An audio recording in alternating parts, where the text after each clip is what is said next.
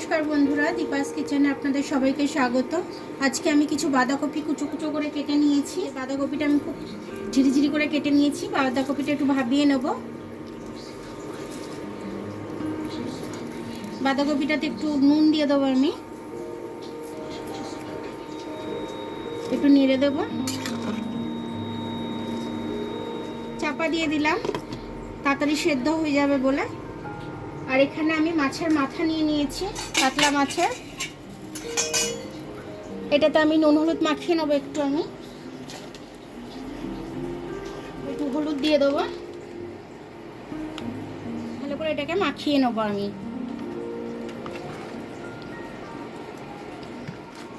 এটা আমার ভালো করে নুন হলুদটা মাখানো হয়ে গেল। মাথাটা এবার আমি ভেজে নেব।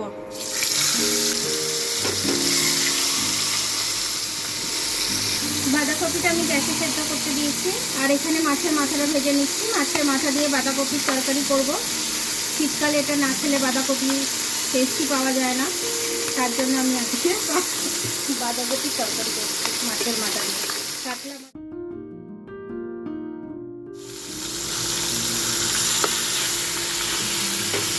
না ভেঙে ভাজলে যেন ভালো করে ভাজা হয়।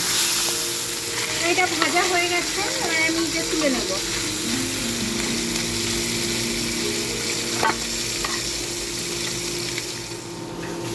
জিরে ফোড়ন দিয়ে দিয়েছি, 4টে মতো এলাচ ফোড়ন দিয়ে দিলাম। আমি একটু ডালচিনি দিয়ে দিলাম। এটা একটু ভেজে নেবো খুব সুন্দর গন্ধ ছাড়া অবধি। খুব সুন্দর একটা গন্ধ ছাড়ছে। আমি এবার আলুগুলো ধুয়ে রেখেছি, আলুগুলো দিয়ে দেবো।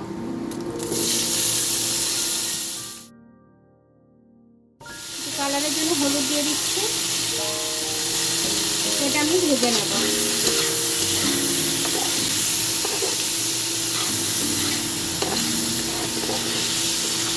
এটা ভাজা হোক, ততক্ষণ মশলাটা রেডি করে নেব। আদা আর লঙ্কার পেস্টটা দিয়ে দিলাম। এবার একটু হলুদ গুঁড়ো দিয়ে দেবো, একটু ধনে গুঁড়ো দিয়ে দেবো, 2 চামচের মতো ধনে গুঁড়ো দিয়ে দিলাম। জিরে গুঁড়ো দিয়ে দেবো একটু, 2 চামচের মতো।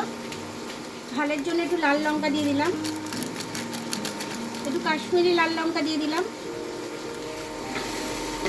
জলটা সবটা শুকিয়ে গেলাম, আর একটু জল দেবো, নাহলে মশলাটা পুড়ে যাবে। জল দিয়ে দিলাম মশলাটা কষার জন্য। এটা চেঞ্জ করে নেব। বাঁধাকপির সাথে মশলাটা দিয়ে একবারে কষে নেব। আমি দিয়ে দিলাম, একসাথে কষা হয়ে যাবে।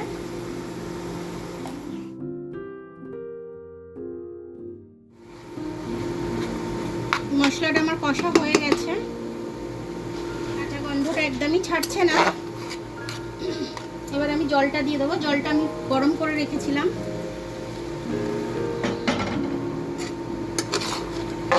আর একটু জল দেব, নাহলে আলুগুলো সেদ্ধ হবে না। মাছের মাথাটা দিয়ে দিচ্ছি। জলটা একটু গরম করে নিয়েছি, পুরো জলটাই দিয়ে দিলাম।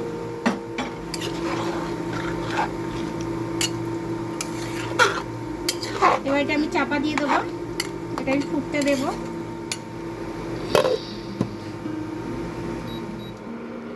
কড়াইশুঁটিটা আমি দিতে ভুলে গেছিলাম, তার জন্য আমি একটু তেলে ভেজে নিয়ে কড়াইশুঁটিটা আমি এটাতে দিয়ে দেবো। এবার ঢাকনাটা খুলে আমি দেখে নেব, একটু দিয়ে দিচ্ছি।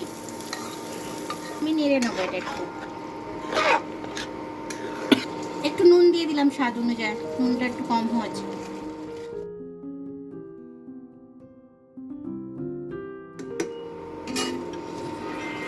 এবার এটা আমি হতে দেবো। তলায় ধরে ধরে গেছে, মানে বসে গেছে আর কি। তো এটার মধ্যে আমি একটু স্বাদ অনুযায়ী চিনি দিয়ে দেবো। একটু চিনি না দিলে তো বাঁধাকপিতে টেস্ট আসে না। গরম মশলা দিয়ে দেবো।